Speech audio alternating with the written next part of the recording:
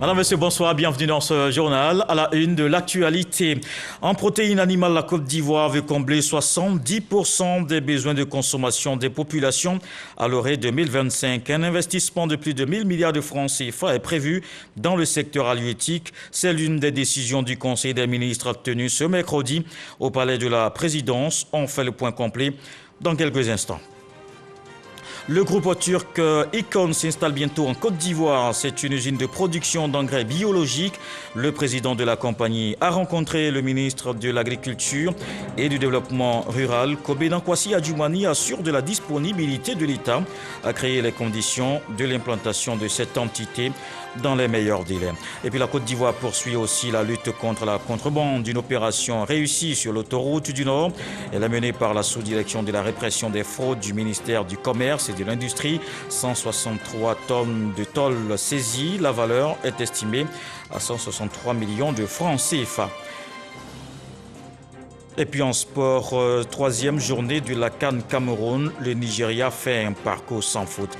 Les Super Eagles sont premiers dans la poule D après le 2-0 de ce soir face à la Guinée-Bissau.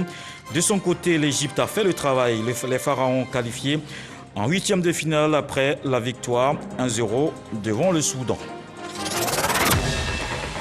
Un conseil des ministres tenu ce mercredi au Palais de la Présidence. Plusieurs décisions ont été prises. Le gouvernement s'est penché sur l'amélioration des conditions de travail sur les navires battant pavillon ivoirien, l'identification des gens de mer et la digitalisation des droits de trafic. La Côte d'Ivoire vise aussi l'autosuffisance en protéines animales, d'où l'adoption d'une mesure pour accélérer la réduction de la dépendance du pays. Le point complet de la rencontre avec Awa Touré. Le Conseil des ministres, ce mercredi 19 janvier, présidé par le chef de l'État, le président de la République Alassane Ouattara, a vu la ratification de deux conventions. Convention relative à l'identification des gens de mer et au travail maritime. Le premier projet de loi autorise le président de la République à ratifier la Convention du travail maritime qui date de 2006. La ratification de cette convention permettra d'améliorer les conditions sociales et de travail sur les navires battant pavillon ivoirien et de réduire les contentieux qui pourraient exister entre armateurs et marins et valoriser donc le pavillon national. Le deuxième projet de loi autorise, quant à lui, le président de la République à ratifier la Convention de l'Organisation internationale du travail relative aux pièces d'identité des gens de mer. C'est une convention qui vise à améliorer donc, les procédures d'identification des gens de mer en vue de lutter de façon efficace contre la fraude dans le cadre de contrôle d'identité du porteur, mais également en raison du trafic important des gens de mer, de lutter contre éventuellement et de prévenir, je dirais, donc les actes de terrorisme par un contrôle plus accru et plus efficace donc de l'identité donc des gens de mer. Toujours dans le secteur maritime, le Conseil a opté pour une solution informatique dans le cadre de la sécurisation du recouvrement de la redevance sur le droit de trafic et le renouvellement des équipements et matériels. C'est un contrat de concession qui est l'objet de ce décret qui vise tout simplement donc à digitaliser le processus de facturation du droit de trafic maritime en vue d'en optimiser le recouvrement des recettes. Elle s'applique donc à toutes les formalités déclaratives qui sont relatives aux navires, notamment à la déclaration de cargaison, à la déclaration de marchandises dangereuses, au manifeste de l'équipage, aux renseignements relatifs aux navires et aux données de sûreté du navire. Et puis, dans le cadre des escales des navires étrangers dans un des ports de la Côte d'Ivoire, le gouvernement a défini les modalités de comptabilisation et contrôle des recettes et dépenses.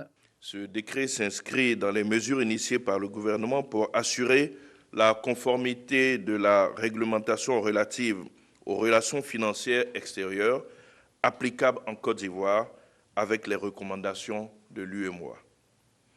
Il met notamment à la charge de tout armateur ou transporteur maritime étranger l'obligation d'ouvrir un compte d'escale dans un port ivoirien auprès d'un agent maritime ou un consignataire en vue de lutter contre les activités maritimes illicites et la fuite des capitaux. L'introduction et le transfert d'espèces aquatiques vivantes désormais soumises à autorisation. Ce décret soumet à autorisation préalable du ministre chargé des ressources halieutiques toute introduction ou transfert d'espèces aquatiques vivant dans les eaux continentales et sous juridiction ivoirienne en vue, bien sûr, de préserver notre biodiversité, mais également de protéger notre écosystème. La Côte d'Ivoire entend par ailleurs réduire considérablement la dépendance en protéines animales à travers une politique nationale de développement de l'élevage, la pêche et l'aquaculture. Il s'agit ici donc globalement de lever, avec ces deux programmes, les contraintes majeures du secteur des ressources animales et halieutiques en vue d'atteindre un taux de couverture d'environ 70% des besoins de consommation des populations à l'horizon 2025.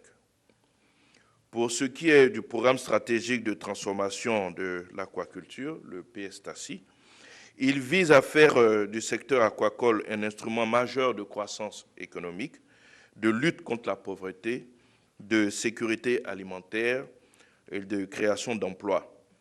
À cet effet, ce programme prévoit la création donc, de zones de développement de production animale et halieutique, regroupant sur un même site tous les maillons de l'activité aquacole. Un projet pilote portant sur la création de fermes pilotes sur le lac de Koubi, le lac de Loka et à Grand Lao sera lancé dès le premier trimestre 2022. La mise en œuvre donc, de ce programme, le PSTACI, permettra à notre pays de produire environ 500 000 tonnes de poissons à l'horizon 2030, avec une chaîne de valeur estimée à environ 825 milliards de francs CFA. Le comité de pilotage Initiative Cacao Côte d'Ivoire-Ghana, qui entend obtenir une meilleure rémunération de cette matière première, tient sa deuxième réunion le 21 janvier à Accra, au Ghana. Le prochain Conseil des ministres, le mercredi 26 janvier 2022. On reste dans le domaine agricole avec cette bonne nouvelle pour les producteurs. Le groupe turc Icon s'apprête à installer une entité de production d'engrais biologiques en Côte d'Ivoire. Annonce faite par son président qui a rencontré le ministre d'État, ministre de l'Agriculture. Vous allez l'entendre, Kobena Kwasi Adjoumani rassure les opérateurs. L'État va créer les conditions de l'implantation de cette usine dans les meilleurs délais. Le reportage de Lansine Bakayoko. En Côte d'Ivoire, comme dans beaucoup de pays africains, les engrais chimiques provoquent des dégâts importants. Conséquence, les sols sont de moins en moins fertiles. Du coup, c'est l'avenir des exploitations agricoles et même des économies locales qui devient problématique. En visite à Abidjan, où ils ont été reçus par le ministre en charge de l'agriculture et du développement rural, Kobena Kwasi Adjoumani, les investisseurs turcs en prospection en Côte d'Ivoire envisagent la production d'engrais biologiques. On est venu de la Turquie et de la Côte d'Ivoire pour l'agriculture de Côte d'Ivoire, pour travailler pour les deux pays.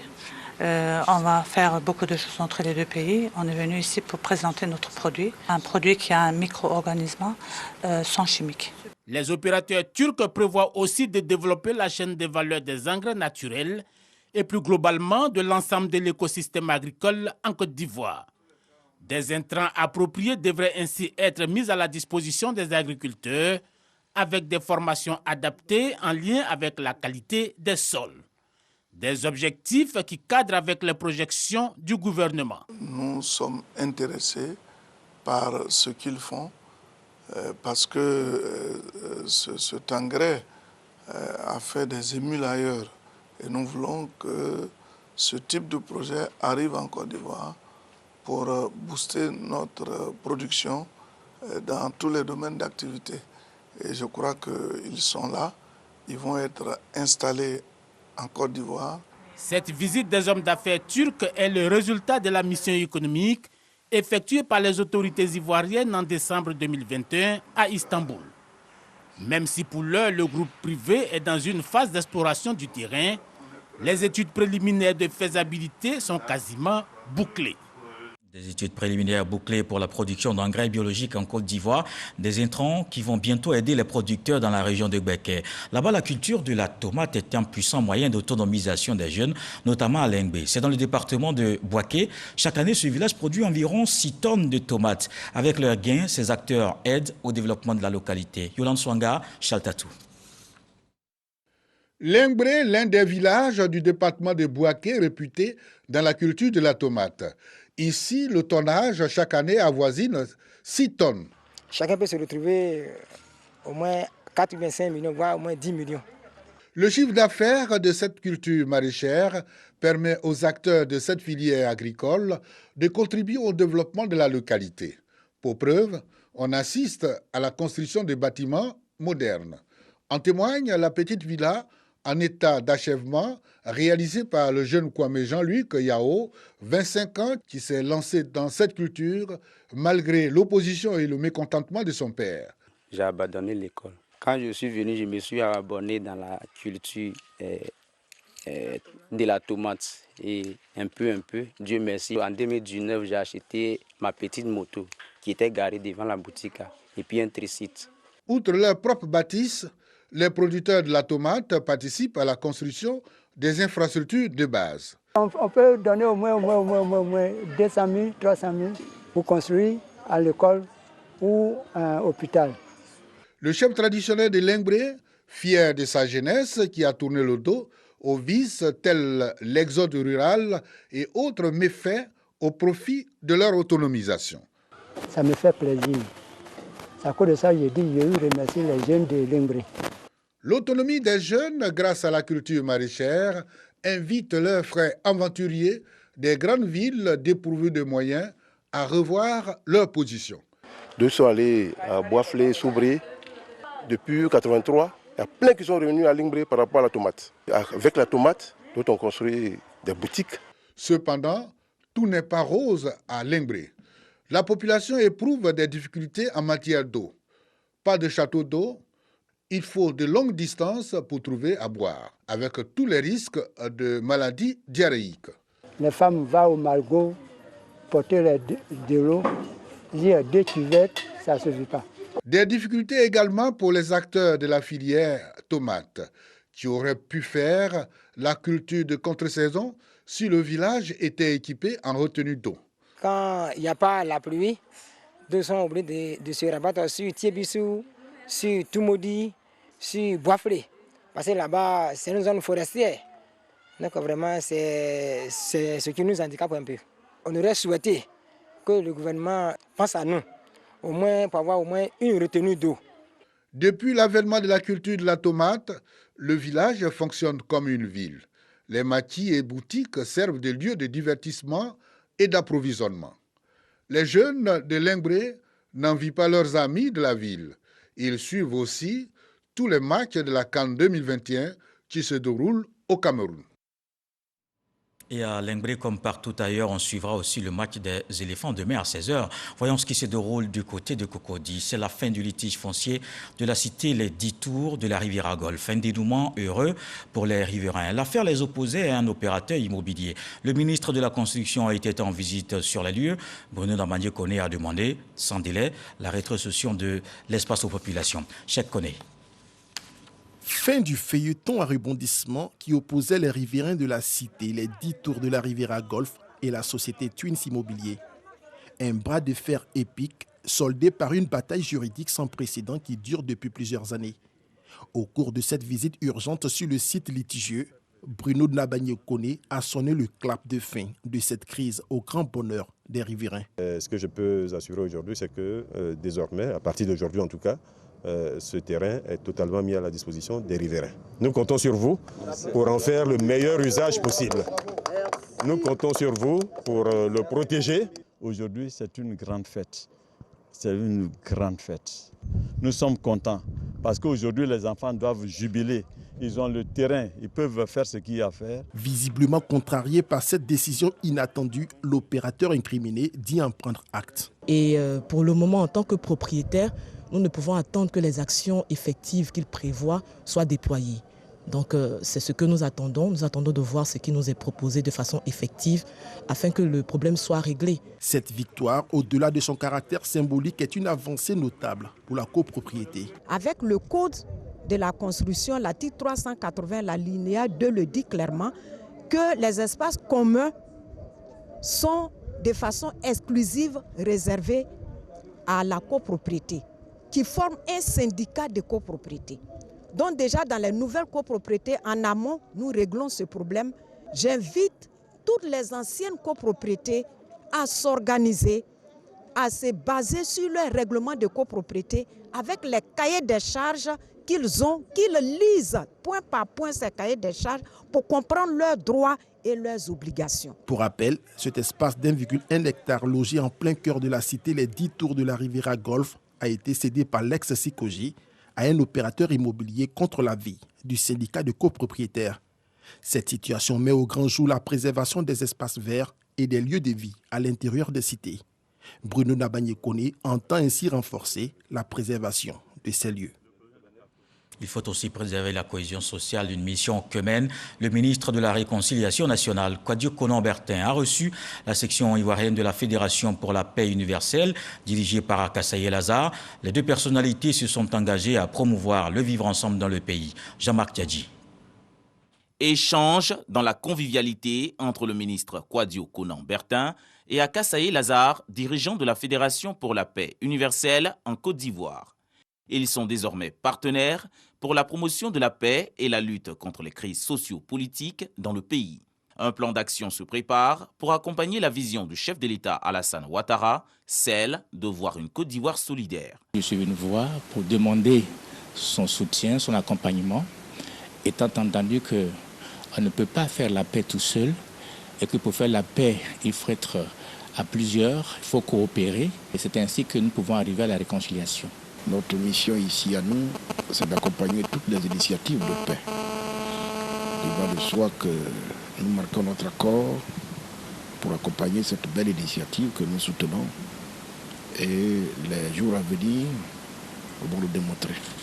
Fondée en 2005, la Fédération pour la paix universelle œuvre pour la cohésion au sein des populations. Présente dans plus de 120 pays, elle s'appuie sur 5 valeurs fondamentales: la croyance divine, la famille, l'éducation, le vivre pour les autres et la coopération. Et avec la cohésion, on peut parler de développement. Les 13 meilleurs jeunes de la région de Gbeke distingués pour leur abnégation au travail, des prix pour les célébrer dans les domaines du civisme, de l'entrepreneuriat, de la culture et de l'innovation. Les lauréats distingués par le ministre-gouverneur Jean-Claude Kwasi, ces jeunes exhortés à partager leur expérience avec les autres. Soro Corona. Le meilleur jeune dans les domaines du civisme, de l'écologie, de la culture, de l'innovation et de l'entrepreneuriat dans la région de Gbeke célébrée. Les lauréats reçoivent leur distinction des mains du ministre-gouverneur du district autonome de la vallée du Bandama, Jean-Claude Kwasi, des élus et cadres de la région. C'est la nuit de l'excellence initiée par le CNJCI, Conseil national régional des jeunes de Côte d'Ivoire. Nous, en tant que Conseil national des jeunes de Côte d'Ivoire, notre rôle, c'est de faire la promotion des organisations de jeunesse. C'est de faire la promotion des jeunes qui entreprennent. Vous savez que l'État de Côte d'Ivoire ne peut pas employer tout le monde. Et donc, nous devrons motiver les jeunes à entreprendre. Les lauréats voient en ces distinctions un suivi du travail accompli et une source de motivation. Je constate que les gens nous suivent. Et nous, qui avons reçu les prix, nous ne sommes que très heureux. Ce prix-là, c'est un prix qui nous motive à faire plus que ce que nous avons l'habitude de faire. Ils sont très jeunes de la région du Gbeke à s'illustrer par leur abnégation au travail. Je pense que célébrer les jeunes est une très bonne chose dans le seul but de pouvoir encourager les autres à faire comme ces derniers. Pour Jean-Claude Kwasi, parrain de cette nuit de récompense, l'excellence est une valeur que prône le président de la République Alassane Ouattara. Ce que nous souhaitons à tous ces jeunes que nous avons vus, c'est d'être excellents et d'être de grands leaders. Nous avons observé une deuxième chose, c'est que la plupart de ceux qui ont été célébrés ce soir se sont construits eux-mêmes. La nuit de l'excellence du Conseil national des jeunes de Côte d'Ivoire est à sa 4e édition. Les autorités locales s'engagent à l'élargir à de nombreux jeunes méritants. Une formation sur la gestion des finances publiques, elle est initiée par l'Union européenne, la Fondation Konrad Adenauer et la PDH. Des acteurs de la société civile et des agents de l'État ont reçu les rudiments nécessaires pour un meilleur contrôle des actions. Espérance Diakale, Franck Wadio pour nous en parler. 30 participants venus des organisations de la société civile et les agents des services publics prennent part à un séminaire de formation sur le contrôle de la gestion des finances publiques. Ce projet consiste à accompagner l'État dans sa politique d'action en faveur de la bonne gouvernance. Le projet Finances publiques, notre affaire à tous, c'est de pouvoir amener les populations à s'intéresser aux questions financières, aux questions budgétaires. Parce que généralement, non seulement ils ne s'y intéressent pas, mais n'ont pas vraiment d'informations là-dessus. Très souvent, on se base sur des rumeurs disant qu'il y a de tels détournements et autres. Mais il est bien que la société civile puisse rechercher l'information vraie afin de pouvoir mener un contrôle citoyen de l'action publique. Contribuer au renforcement des mécanismes de transparence, de redevabilité et de participation citoyenne dans la gestion des finances publiques des acteurs et partenaires de l'État, c'est l'une des missions de ce projet. La Fondation a lancé ce projet Finances publiques, notre affaire à tous, avec une somme d'environ 1 million d'euros pour accroître les capacités des acteurs de la société ivoirienne, mais aussi pour créer plus de communication entre les différents acteurs étatiques et de la société civile.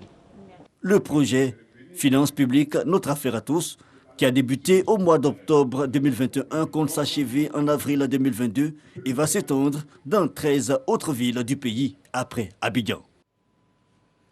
Et puisqu'on parle de contrôle, voici une opération réussie. La saisie de tôles de contrebande d'une quantité de 163 tonnes. La valeur est estimée à 163 millions de francs CFA. L'opération s'est déroulée sur l'autoroute du Nord. Elle a été menée par la sous-direction de la répression des fraudes du ministère du Commerce et de l'Industrie. C'est un reportage de Dangui Dangui. C'est ici, dans cet entrepôt situé au bord de l'autoroute du Nord, au PK20, que la saisie de 163 tonnes de tôles de contrebande d'une valeur de 163 millions de francs CFA a eu lieu.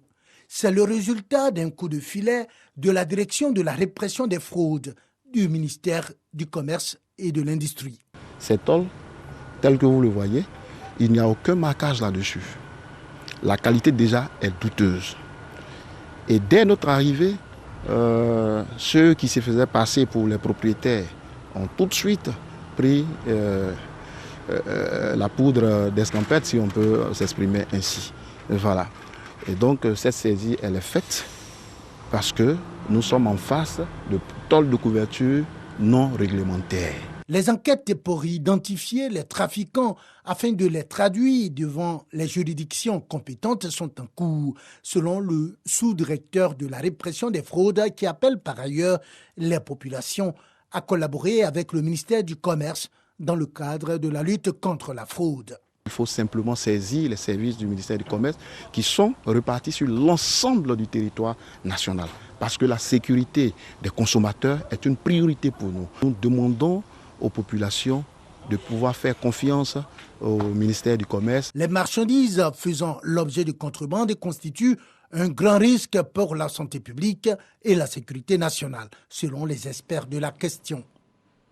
Ce soir, un regard sur la lutte contre la Covid-19. On ne relâche surtout pas dans l'observation des gestes barrières. Voyons ce que disent les chiffres aujourd'hui.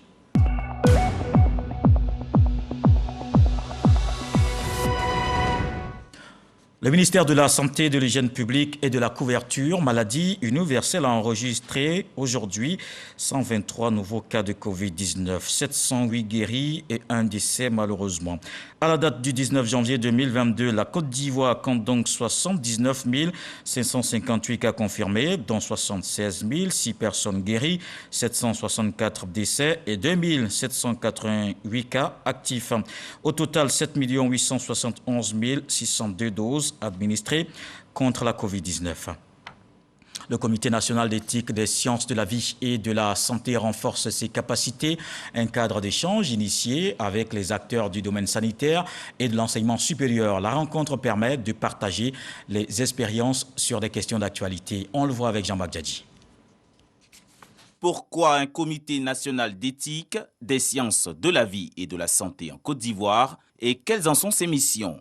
Des questions sur lesquelles les acteurs de la santé sont instruits lors d'une session de formation.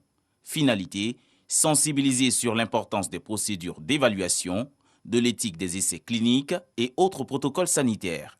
Un projet financé par le partenariat Europe Pays en développement pour les essais cliniques EDCTP. La Côte d'Ivoire poursuit sa croissance. Le domaine, la compétence de la Côte d'Ivoire dans le domaine médical augmente, s'accroît et doit s'accompagner de garde-fous, d'un accompagnement afin que la recherche puisse être bornée, puisse être guidée par des valeurs. Le Comité national d'éthique des sciences de la vie et de la santé s'intéresse aux questions de société soulevées par les progrès de la biotechnologie, de la médecine et de la biologie. Les sujets débattus à cette rencontre revêtent un intérêt particulier pour le ministère de tutelle. Quand vous voyez un peu les problèmes de procréation médicalement assistée, si elle n'est pas encadrée par l'éthique, il y aurait trop de dérives. Et je pense que c'est ce à quoi aussi le ministère de la Santé et l'État tout entier a pensé. Si un protocole nouveau doit mettre en péril la vie, l'existence humaine, il doit être identifié, il doit être déconseillé. Créé le 27 mai 2018, le Comité national d'éthique des sciences de la vie et de la santé est un organe consultatif et compte à son actif 13 membres. Le président de la Confédération des syndicats des conducteurs routiers de l'Afrique de l'Ouest se réjouit du développement des infrastructures routières. Kone Vafi, face à la presse, salue les actions du chef de l'État qui permettent aux routiers de circuler plus aisément. Issa Tionayo. Qualité des infrastructures routières, libre circulation des biens et marchandises dans la sous-région, les nombreux accidents causés par les chauffeurs de transport commun, communément appelés Baka. Tous ces sujets étaient au cœur d'une rencontre entre le président de la Confédération des syndicats des conducteurs routiers de l'Afrique de l'Ouest, CSCRAO, et la presse. Kone Vafi a salué le leadership du président de la République Alassane Ouattara en matière d'infrastructures routières qui facilite le transport dans la sous-région. La route représente le développement. Mais le transport aussi, c'est le poumon de l'économie. Mais s'il n'y a pas de route là-haut, est-ce qu'il y a transport? S'il n'y a pas de route, il n'y a pas de transport. Une route bien faite, 100 km, tu le parcours à 1 heure de temps. Mais une route de mauvais état, 100 km, tu le parcours à 4 heures de temps. Aujourd'hui, quand tu arrives en Côte d'Ivoire, vers Angré, tout est bitumé. Mais ce monsieur, il faut le remercier tous les jours. Une occasion pour Kone Vafi de revenir sur de nombreux accidents de la circulation causés par les chauffeurs de Baka. Il s'est félicité des progrès réalisés par la SOTRA pour doter la Côte d'Ivoire de véhicules de transport neufs. Massa a tellement sacrifié les Ivoiriens sur la route. C'est quoi? Le Massa là, en Europe là-bas, on ne prend pas ça pour faire transport Massa. C'est le fourgonnette. Le Massa a dépiné derrière. Il n'a pas amortisseur et la lame ressort. Il n'a pas sassi. C'est à cause de ça, quand Massa fait dégâts là, c'est pas petit. Mais on va continuer dans ça. Récemment décoré par la Côte d'Ivoire dans l'ordre du mérite du transport, Kone Vafi, en sa qualité du président de la CSCRAO, est reconnaissant. Il annonce un grand meeting d'hommage au chef de l'État, Alassane Ouattara, de tous les transporteurs ouest-africains. Ce rassemblement est prévu pour le mois de février prochain. Un acte de reconnaissance pour toutes ces actions posées en faveur du développement au profit des populations de la sous-région. Voyons le développement qui se poursuit dans le Moronou. L'axe Séchi à Noumamba, Mbato, bientôt entièrement bitumé. C'est ce qu'a annoncé le député de Hara. Un tronçon d'une 50aine de kilomètres. Nguessa Ondion en a discuté avec les populations lors du lancement de plusieurs projets dans la zone. Franck Wadio. L'année 2022 se présente sous de meilleurs auspices pour les populations de la région du Moronou.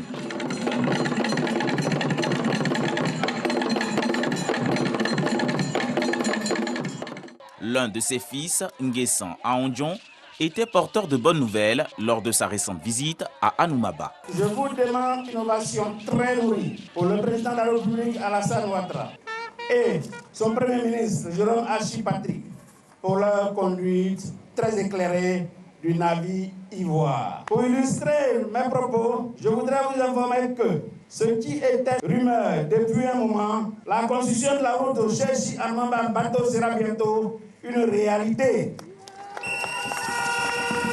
Les derniers dossiers sont bouclés et si Dieu le veut, dans la première semaine de ce mois de février, vous verrez les machines sur l'axe pour le début des travaux de cette voie. Nguessan Aondjon a offert près de 3 millions de francs CFA aux populations et a promis offrir un tricycle à chacun des 13 villages que compte la commune d'Anoumaba, y compris la construction des centres culturels et un véhicule de commandement à la brigade de gendarmerie. Il a par ailleurs assuré les populations sur la mise en œuvre des projets de développement avec l'inauguration de certaines infrastructures. On reste donc en culture avec ces pas de danse. L'Abodan, qui est une danse de réjouissance du peuple Agni, mais aujourd'hui moins en vogue, faute d'adeptes. À Djangobo, dans le département d'Abengourou, le chef de village a décidé de lui donner ses lettres de noblesse à travers l'organisation d'un festival. L'Abodan Festival a donc une visée de revalorisation de cette danse et la vulgariser en ce qu'elle est l'identité du peuple Agni, fier de sa culture. Le reportage de Yana Toubé. Ces deux jeunes filles exécutent des pas de danse que l'on appelle Abodan. L'Abodan est une danse de réjouissance très prisée en pays Agni, comme ici à Djangobo, village de la sous-préfecture de Niablé dans le département d'Agni-Bidekro, région de l'Indigné-Guablé. Pour la première fois dans l'existence de cette danse, la région lui consacre un festival. L'initiative est du chef de village de Djangobo, maintenant Kofi Messou. Le festival Abodan de Djangobo est une redécouverte et valorisation de cette danse majestueuse. Filles, garçons, hommes et femmes, quelle que soit leur place dans la société, sont comme attirés et subjugués par le rythme de cette danse, dont ils ne peuvent se délivrer que dans l'esquisse de pas, en osmose avec les chansons et les sons des tambours. Tout Agni ou Arcan se reconnaît véritablement en cette danse.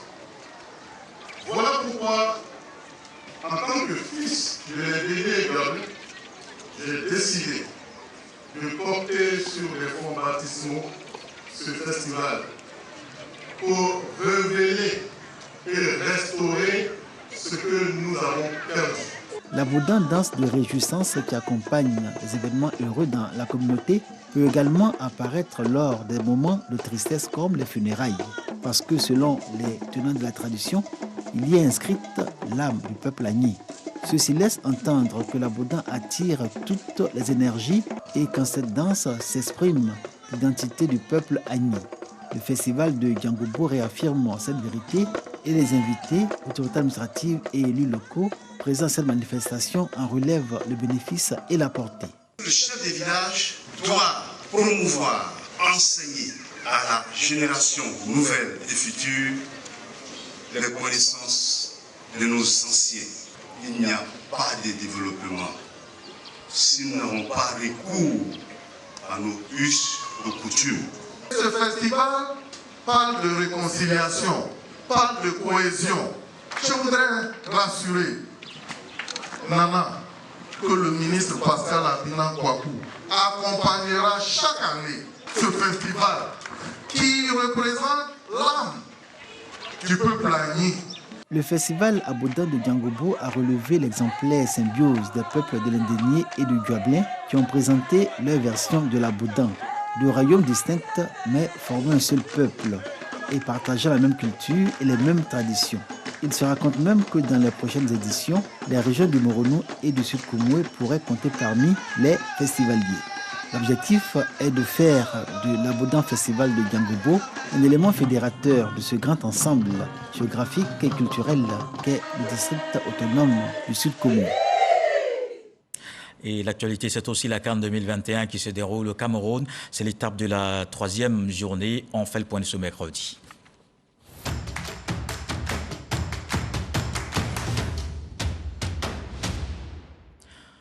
Le Nigeria fait un parcours sans faute. Les Super Eagles sont premiers de la poule D après le 2-0 de ce soir face à la Guinée-Bissau. De son côté, l'Égypte rejoint le Nigeria en 8e de finale. Le résumé avec Arsène Kouassi et Jean-Sylvain Risso.